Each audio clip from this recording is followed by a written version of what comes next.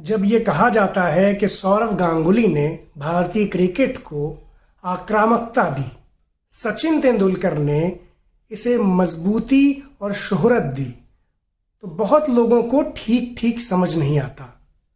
सुनिए एक ऐसा किस्सा जो ये दिखाता है कि भारतीय क्रिकेट कंट्रोल बोर्ड पहले कितना कमज़ोर था और ढुलमुल था।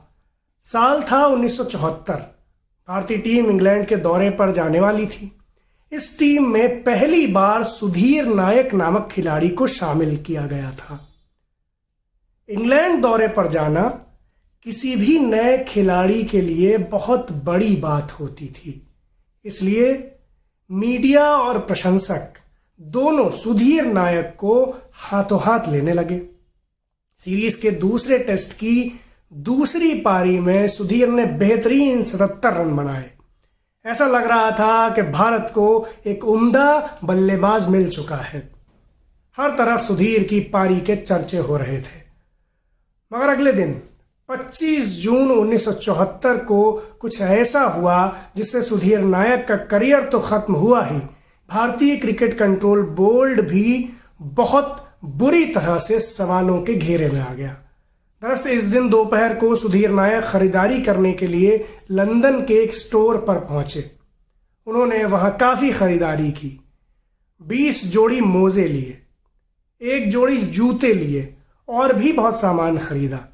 भुगतान करने काउंटर पर पहुंचे, इस सामान का पेमेंट किया। पेमेंट करते हुए उन्हें याद आया कि उनके एक साथी ने भी अपने लिए कुछ सामान मंगवाया था। अब सुधीर ने सामान उनके पास ज़्यादा था, इसलिए उन्होंने 2 जोड़ी मोजे एक अलग बैग में रख लिए। कुछ देर बाद एक स्टोर सेल्समैन ने उन पर 2 जोड़ी मोजे चुराने का आरोप लगाया। कुछ ही देर में ये बात बढ़ गई।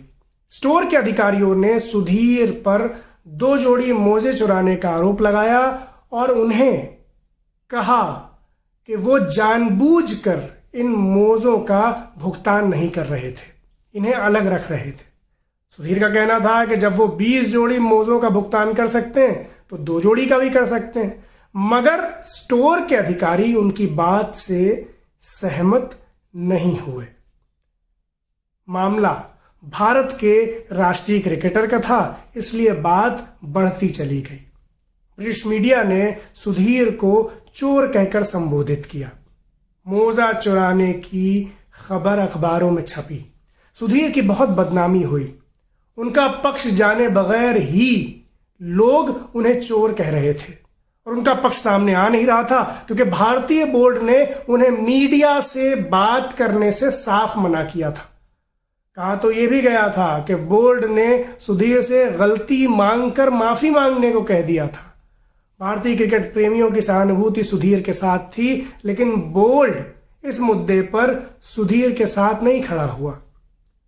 नतीजा ये हुआ कि बिल्कुल नए नवेले सुधीर नायक विदेश में ये तूफान अकेले झेलते रहे।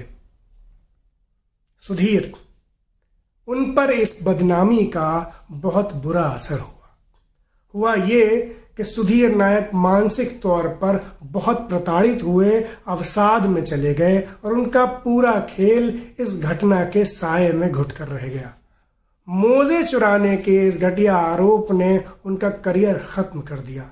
सबने देखा कि एक प्रतिभावान खिलाड़ी कुछ ही समय पहले सब जिसकी बातें कर रहे थे, किस तरह एक मामूली विवाद में अकेला पड़ गया और क्रिकेट बोर्ड की तरफ से कोई भी उसकी मदद को नहीं आया। तो ये थी कहानी सुधीर नायक की, जिनके साथ किस्मत ने अच्छा नहीं किया।